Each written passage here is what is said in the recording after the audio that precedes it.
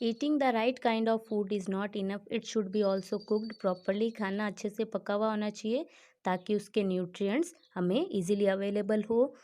और ये ध्यान रखना है कि पकाते समय और उसको प्रिपेयर करते समय कुछ न्यूट्रिएंट्स का लॉस ना हो, इसका भी ध्यान रखें। If the vegetables and fruits are washed after cutting और peeling them, it may result in the loss of some vitamin. अगर आपने वेजिटेबल और फ्रूट्स को कट करके फिर उसको धोते हो तो ये ध्यान रखो कि इसकी वजह से उसमें से विटामिन का लॉस हो सकता है। The skin of many vegetables and fruits contain vitamin and minerals. कुछ वेजिटेबल और फ्रूट्स की जो अपर मोस्ट लेयर होती है उसके अंदर विटामिन और मिनरल्स प्रेजेंट होते हैं। Similarly repeating washing of rice and pulses में remove some vitamin and minerals present in them. ऐसे ही राइस और पल्सेस को ज़्यादा टाइम्स अगर अपन उसको वॉश करते हैं तो उसमें से भी मिनरल्स और विटामिन्स का लॉस होता है। We all know that cooking improves the taste of food and makes it easier to digest. हमें ये पता है कि कुक करते हैं फूड को तो उससे अपन को टेस्ट अच्छा आता है और अपना खाना इजीली डाइजेस्ट हो जाता है। At the same time cooking also result in the loss of certain nutrients. But ये भी होता है कि खाना पकाने से उसके अंदर जो कुछ न्यूट्रिएंट्स जो होते हैं उनका लॉस होता है। Many useful proteins and considerable amount of minerals are lost if excess water is used during cooking and is then thrown away. अगर आप ज़्यादा पानी भी यूज़ करते हो कुकिंग में तो उसकी वजह से भी मिनरल्स का लॉस होता है। Vitamin C gets easily destroyed by heat during cooking. और विटामिन सी खाना पकाने से डिस्ट्रॉय हो जाता है। Would it not be sensible to include some fruits and raw material in our diet? Buju thought that fats would be best food to all the time.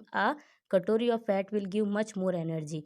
अब बुजू को लगता है कि फूड में फैट ज़्यादा होना चाहिए जिसकी वजह से अपन को एनर्जी ज़्यादा मिले।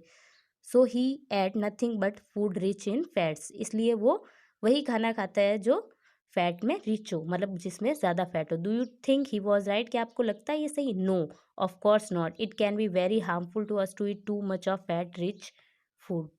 ये हमारे लिए हार्मफुल भी हो सकता है ज़्यादा फैट वाला फूड खाने से। We may end up suffering from a condition called obesity. इससे हम ओबेसिटी से सफ़र कर सकते हैं। ओबेसिटी मतलब मोटापा, मोटे हो जाते हैं ज़्यादा फैट से। वो फैट जो है इकट्ठा होता रहता है अपनी बॉडी में एज अ चर्बी।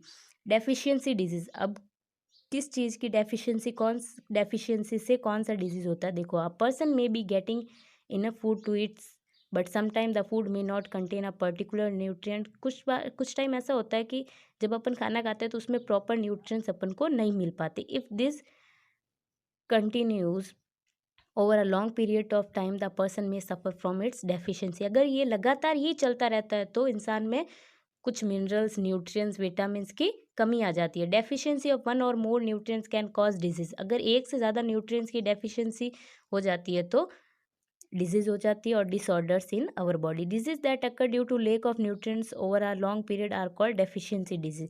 अगर ज़्यादा दिन तक अपन बिना न्यूट्रिएंट्स के फूड को खाते हैं तो उसकी वजह से डेफिशिएंसी डिजीज हो जाती है। If a person does not get enough protein food for a long time she is likely to have stagnant growth. अगर कोई आदमी ऐसा फूड खा रहा है कंटिन्यूसली जिसमें प्रोटीन्स की डेफिशिएंसी है तो उसकी ग्रोथ रुक जाती है, स्टॉप हो जाती है। स्वेलिंग ऑफ फेस में स्वेलिंग आने लगती है।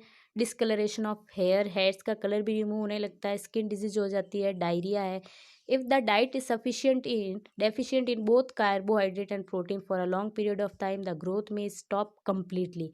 अगर कंटिन्यूसली अपन ऐसा खाना खा रहे हैं जिसमें कार्बोहाइड्रेट और प्रोटीन दोनों ही नहीं है तो हम लोग की ग्रोथ जो है वो कम्प्लीटली स्टॉप हो जाती है। Such a person becomes very lean and thin. ऐसा आदमी बहुत ही पतला होता है और वीक भी होता है। Deficiency of different vitamins and minerals also result in certain disease or disorders. Some of these are mentioned in table 2.3. All deficiency disease can be prevented by taking a balanced diet. ये सारी disease remove हो सकती है किसकी वजह से? हम जब बैलेंस डाइट लेंगे, प्रॉपर अमाउंट में सारे nutrients, carbohydrate, fat, protein, mineral और विटामिन, और साथ में रफीज एंड वाटर भी। In this chapter, we ask ourselves the reason why widely varying from different regions had common distribution. This distribution we find ensures that our meals have a balance of different nutrients needed by body. अब इसमें देखो, vitamin A की जब deficiency होती है तो क्या होता है? Loss of vision. अपन को दिखने में प्रॉब्लम आती है, देखने में। सिम्टम्स है poor vision, loss of vision in darkness, रात को नहीं दिखता, सम टाइम कम्प्लीटली नहीं दिखता। फिर है विटामिन B1 की वजह से बेरी बेरी की डिजीज होती है, weak muscles and very little energy to work. Muscles बहुत ही वीक हो जाती है और कोई भी काम करने के लिए एनर्जी बहुत कम होती है। विटामिन C से scurvy, bleeding gums, wounds take longer time to heal. अपने गम्स में से खून निकलने लगता है और अगर कोई भी वाउंड या फिर कोई भी कट लगा हुआ अपनी बॉडी में तो उसको हील होने में बहुत ज़्यादा टाइम लगता है। विटामिन D से रिकेट्स होता है, इससे बोन्स वगैरह वीक होने लगती है। फिर है calcium, bone and tooth decay, weak bones tooth decay. Calcium की कमी से भी weak bones and tooth decay. Iodine से गोइटर होता है। Glands in the neck appear swollen, जो भी नेक की ग्लैंड्स है वो एकदम सूजी हुई दिखती है, आपको सूजन आ जाती है उनमें। और मेंटल डिसेबिलिटी इन चाइल्ड।